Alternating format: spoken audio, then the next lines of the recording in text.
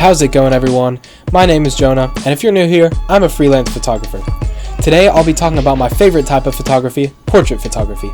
Portrait photography is an interesting genre to master because, like all photography, there are so many different ways to approach it, and there are generally no wrong ways to do so. Regarding camera, lens, location, angle, time of day, lighting, and so on, the decision is fully up to the photographer to make. Let's take a look at each of these options individually and how to get started with portrait photography. One of the most important decisions you can make when getting into photography is what camera to buy. Many people will push you to choose between Sony or Canon, but it goes much deeper than just name brands. It's honestly up to you to decide what suits you the best. If you're absolutely clueless, do some research on the type of photography you enjoy and buy from a brand that photographers with that style use. Personally, I shoot with an Olympus OMD EM1 Mark II. Photographers that shoot with Olympus typically shoot wildlife and landscape photography. But Jonah, I thought you said you're a portrait photographer. You're right. My reason for buying an Olympus camera is because my dad's camera and lenses are all Olympus as well, so I don't have to purchase my own lenses right away. That's why it's so important to find what works for you. I also got my camera refurbished off of eBay. My model was $2,000 new in 2016, but I bought it for only $500 in 2023. There's no reason to buy a camera off the shelf when starting off. Just do your research. There are many fantastic brands to look up as well. Canon is really good for just about anything, and it has really natural color palettes, but it lacks in a few areas when competing against Sony, and one very large reason is the size. These cameras are massive. Sony cameras are much more compact, and they capture beautiful, vibrant photos with a sharpness that few can rival. As mentioned before, I love my Olympus camera, and it has many features that often get overlooked but are actually quite useful, like the ability to scan and correct hot pixels. Fujifilm also takes beautiful, vibrant, almost dreamy photos, and they're especially good for city and landscape photography. There are so many other brands, but I simply don't know enough to cover all of them. Nikon, Leica, and Hasselblad are also names to consider, but the latter two might cost you more than your house, so keep that in mind. Regarding lenses, I try to use a 45mm lens at a far enough distance that everything I want to be visible is in frame, but close enough that the background is significantly blurred. Many lenses have zoom dials on them, but mine does not, so I have to physically move forward and backward to make sure I'm getting the exact right amount of things in frame. If I'm too far away, the background becomes just as crisp as the subject, and I don't always like that when taking portraits, so I move a little closer. I may not be able to take a full body shot this way, but I can at least do shoulders up, and the background is significantly blurred, which makes the subject pop against a background that may be the same color. Now, one other way to draw the attention to the subject from the background is by sitting them in front of a background that does not blend in with their skin, such as leaves, trees, or darker backgrounds. For locations, I like to keep myself within a rough area while still exploring options around that area. I try to shoot in picturesque locations such as downtown Chattanooga near the Art District and the Walnut Street Bridge, or in lesser-known spots such as atop the parking garage across from the Westin Hotel. When exploring locations, you'll often run across places that other photographers use frequently, and when I do, I like to push myself to look even further and find more unique spots to take pictures of my subjects. When I'm walking around my shooting location, I like to make sure I'm comfortable and not sweaty. To achieve this, I look to the sponsor of this podcast, FlexFit. Move smarter, not harder. FlexFit creates smart athletic wear that tracks your movement, heart rate, and calories burned in real time. I use these features all the time as I'm taking my photo shoots to make sure I'm getting the best exercise possible. Their signature product, the FlexFit Pro shirt, is made with eco-friendly materials and never needs washing. It's self-cleaning. This is perfect for me because before I found FlexFit, I often found myself in a situation where I needed a certain shirt a certain day, but it just wasn't clean. I never have to worry about that anymore with my FlexFit Pro, and I could not be more happy. I could not recommend them more. They're partnered with top athletes to design gear that's stylish and functional, which is also huge as a creative. When you walk around busy streets, you can easily spot creatives such as artists, photographers, musicians, etc., because they have a very creative and unique outlook on the way they dress. I like to stand out as well, which is why I'm so glad FlexFit puts tons of thought and effort into all of their designs. Perfect for gym goers, runners, or anyone who wants to level up their fitness game. Visit flexfit.com and use code JW15 for 15% off your first order. Your fitness journey just got smarter. Now back to the podcast.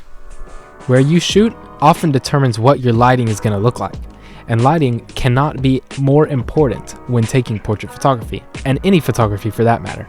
When I'm choosing my lighting for a photo shoot, I typically try to go for bright, vibrant colors that the sun produces. This looks really good in portrait photography, especially in graduation and senior portraits. I like to shoot downtown in an area that's flat enough that the sunset is clearly visible. Sometimes I place the subject directly in front of the sun so that the glare is clearly visible within the lens. I think this has a really cool stylistic effect to it, some artistic expression that makes it uniquely mine, and it just looks really good. Sometimes I make the subject face the sun so that their face is fully lit up and I don't have to worry about making them look more vibrant later on. Lastly, sometimes I place the subject in shadows to get a really clear and crisp image, undisturbed by any glare whatsoever. This way it can be shrunk down really small and still obviously them. I try to shoot between 5 p.m. and 7 p.m. to get the best sunsets possible, and I try to shoot on clear days so that the sun is clearly visible and the sky and all of its beautiful color palette is not obstructed by any clouds.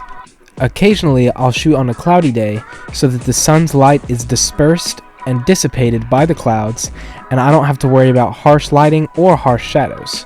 This can make for a really good clear image that's still soft and lit evenly throughout. So unless I want to use the sun or another light source to create an artistic effect on the subject or the background, then I would go for a cloudy day with good, even cloud coverage. The angle from which you take your photos is often what differentiates you from other photographers of the same genre. For example, many portrait photographers take pictures from the shoulders up, straight on, eye level, like me. But what I like to do sometimes to differentiate myself is take pictures through a window, through a hole in a wall, through anything that can frame the subject interestingly, that catches your eyes and follows rules of composition in portrait photography. I'll cover those rules here in a second, but first let's talk about some other angles you could do that make your shots uniquely yours.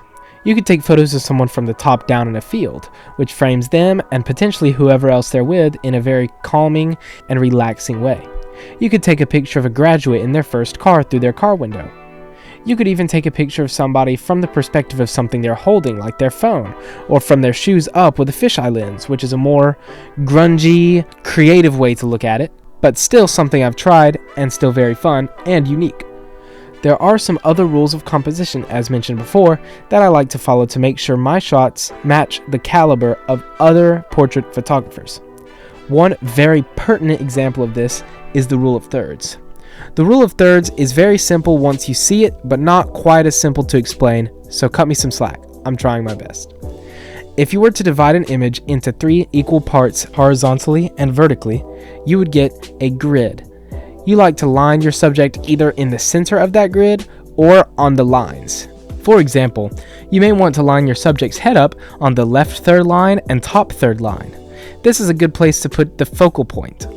Now, if your subject is on the left side of the frame, you will definitely want them facing the right side, so they're not looking off into the void, but rather into the context of your image, and the same goes for the other way around. One other thing you could line up is where the sky meets the ground. You may want this on the bottom third line. There's plenty of other examples of this, but that's really fully up to you.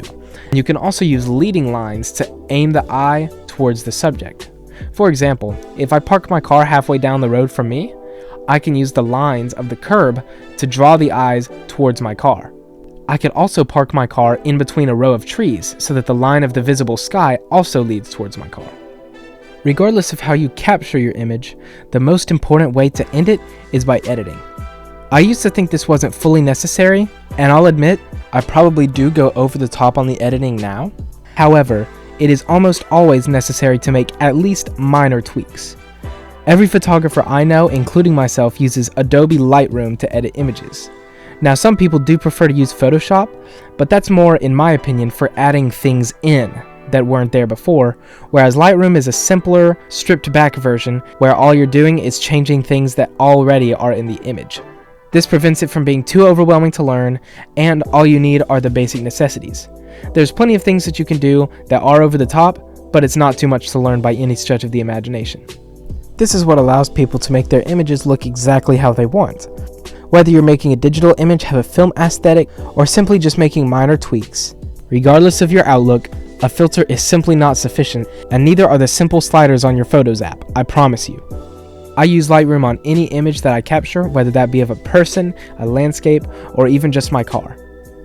I only do this on images I know I'm going to post, but I do it even on pictures I take with my phone. It may not seem necessary now, but once you've tried it, you'll never want to go back. If you think your Photos app has enough editing settings, you're sorely mistaken, and you'll realize the moment you step foot through the threshold of photo editing.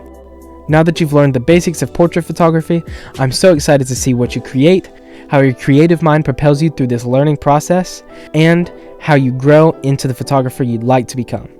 Thank you so much for listening. I've been me, you've been you, and I'll see you real soon, pal.